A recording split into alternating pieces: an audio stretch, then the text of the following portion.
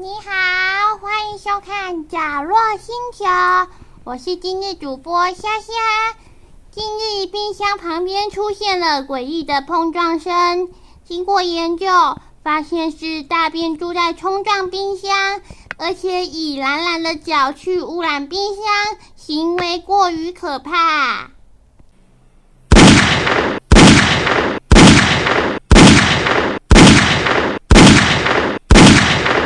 这是大便猪懒懒的脚，连专家都觉得可怕。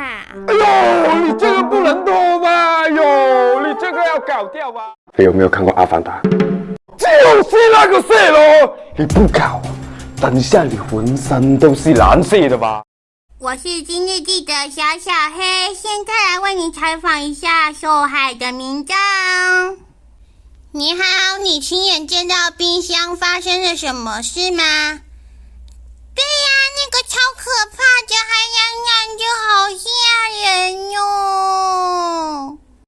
懒懒的脚不要出那吓人啦！